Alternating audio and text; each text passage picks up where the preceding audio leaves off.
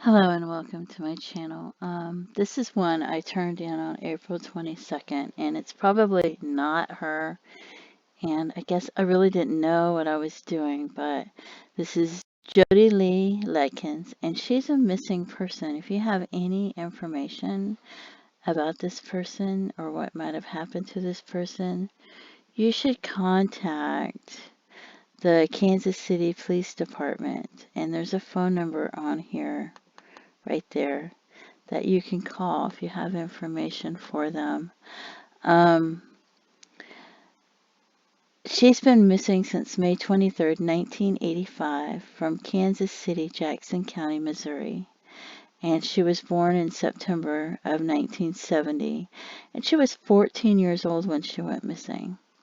And she was 5'1", 90 pounds. She had long blonde, straight hair and blue eyes. She had a small mole under her chin, and the dentals are not available, but the DNA is available. So, and it said on May 23rd, 1985, Jody had an argument with her boyfriend and other boys over accompanying them somewhere. When the boys said no, Jody walked around the corner to a friend's house where she called her mother to ask for a ride home at around 10 p.m. Her mother said she couldn't pick her up, so Jody said she would find another ride home. She was last seen walking on Winchester from 14th Street. It's possible she was headed to her boyfriend's house located in the 700 block of Cambridge. When Jody was missing, her mother called Jody's juvenile caseworker. Jody had been put into an informal juvenile court probation program after she and a friend pushed a security guard in 1984. The caseworker prepared 2 warrants listing her as an endangered juvenile whom police were to arrest. The mother thought the warrants also meant that juvenile authorities had filed a missing persons report with police. She later found out that the police were never notified. Because of this misunderstanding, it was 2 years after Jody disappeared before police began their investigation. 2 years. And Jody has not been seen since leaving her friend's house. In 1997, Kansas City police reclassified the missing persons case as a homicide. 2 years. So if you have somebody that's missing from your family, you might want to make sure that they've been reporting as missing, because sometimes they report them as a runaway and then it kind of gets lost, you know. So, and then I found this. And this was discovered in July 1st, 1995. And she went missing in 1985. But see, the estimated date of death was 7 months prior. So it's probably not her because, I would have thought that estimated date of death probably would have been, around May 23rd, 1985. Not recognizable, partial skeletal parts only, head trauma, stab wounds, 15 to 18 years old, which in 1985 she was 14. In 1995 she would have been 24. So it's not going to be her. 5'1", 90 pounds. And this one's 5'1", but they don't know how much she weighed, so it's not her. You see, it's really, and you don't have a lot to go on, and that's probably why they never checked it. But it was a female skeleton was pulled from the Missouri River. So it's somebody that probably died early 1995.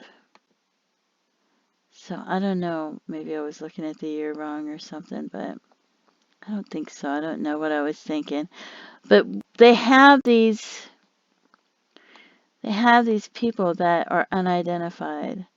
And if you're going through it and you're doing these missing persons videos and you're looking at these missing persons and you're wondering what happened to them, you feel like, oh, if I could only help, if I could do something, because, especially if you've lost a loved one that's died tragically where they were murdered or something like that, and you feel like, oh, there's this person, and they haven't even been identified, and nobody knows who it is, you know. And it's hard to not do anything, so you feel like, but I shouldn't do anything. But, you know, if you have loved ones that are missing, you should contact authorities, especially if you know that you have family members that have been missing for years and years, that were missing in the 90s and the 80s, that nobody ever reported them missing, and nobody ever knew what happened to them. You know, that's really sad. And like I said, here's this one girl. She was only 14 years old, and nobody ever knows what happened to her. And I wonder what happened to her. What happened to her? She was 14 years old. And who knows, maybe she just went to get a ride with somebody, and maybe it was one of those serial killers or somebody bad that offered her a ride home. I don't know. I don't know what happened to her. And it's really sad that they have these unsolved cases. And I have nightmares. I have, not only because I lost someone so close to me, but because I go through these and look at them, which is not good, but it makes me have nightmares now. But anyway, I just feel like, you know, if you know something, imagine what their families feel like and their loved ones that have never had closure. If I have nightmares. Anyway, thank you so much for tuning into my channel. And I shouldn't have done this. I shouldn't have gone through here, but I'm going to post some of the ones that I did just to post them. And I really don't know what I was thinking. I just felt like, you know, maybe I could help somebody. But thank you so much for tuning into my channel. And don't forget to pray for this person. This person is Jody Ledkins and her family. And they lost, you know, they lost someone they loved, and her loved ones and her friends that have suffered this tragedy and this loss. And don't forget to pray for, this is a separate case. This is, I'm sure, not the same person. But this is, I'm not absolutely positive, but I'm pretty sure it's not the same person. And this is an unidentified female. So please pray for this person that they find out who this is, so that there's closure and that all these cases just don't remain open, because there's so many of them. And thank you for tuning into my channel. Have a great day. Bye-bye.